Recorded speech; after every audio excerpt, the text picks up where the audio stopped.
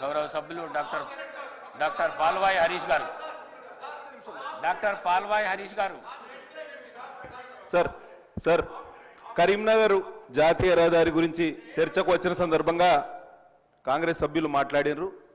అదే అంశానికి సంబంధించిన ఒక సప్లిమెంటరీ క్వశ్చన్ మంత్రి గారిని మీ ద్వారా అడగదలుచుకున్న అధ్యక్ష. హైదరాబాదు కరీంనగర్ రామగుండం రాజీవ్ రహదారి 2012-13లో కట్టినాం.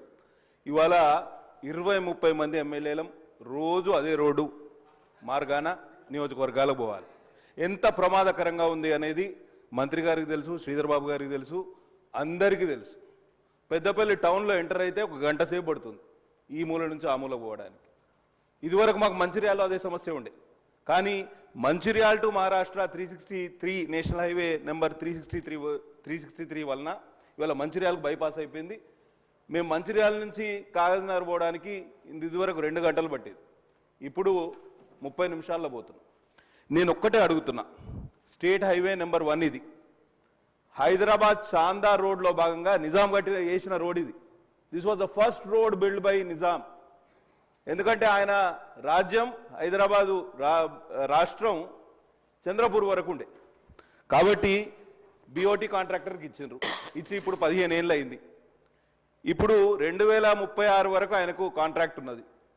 జాతీయ రహదారుల సంస్థను సంప్రదిస్తే రీజనల్ ఆఫీసర్ గారిని, మినిస్టర్ గారిని, గడ్కరీ గారిని సంప్రదిస్తే మీరు ఆ కాంట్రాక్టర్ కంపెన్సేషన్ ఇచ్చి ఆ రోడ్డు మాకిస్తే, లేకపోతే ఆ రోడ్డుకు ఆల్టర్నేటివ్గా Hyderabad Raipur corridor it's already notified. అధ్యక్ష, ఇది చాలా ఇంపార్టెంట్. ఉత్తర తెలంగాణ డెవలప్ కావాలంటే మనకి ఇది జీవనాడి. ఈ కాంట్రాక్టర్కు కాంపెన్సేషన్ ఇప్పియండి.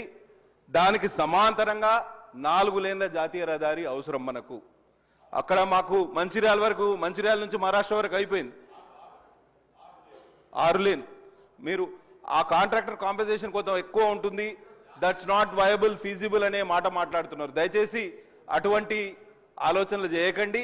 ఎందుకంటే బెల్లంపల్లి వరకు రోడ్ వేస్తే బెల్లంపల్లి టు గడ్చిరోలి అండ్ రాయ్పూర్ బ్రహ్మాండమైన హైవేకి అవకాశం ఉంది అధ్యక్ష. మొత్తం మారుమూల ప్రాంతాలు, వెనుకబడ్డ ప్రాంతాలు అభివృద్ధి చెందడానికి అవకాశం ఉంటుంది. కాబట్టి ఈ రాజీవ్ రహదారిని జాతీయ రహదారిగా కన్వర్ట్ చేయడానికి రాష్ట్ర ప్రభుత్వం ప్రతిపాదన పెట్టాలని మనస్ఫూర్తిగా కోరుతూ సెలవు తీసుకుంటున్నా. ధన్యవాదాలు అధ్యక్ష. గౌరవ ప్రశాంత్.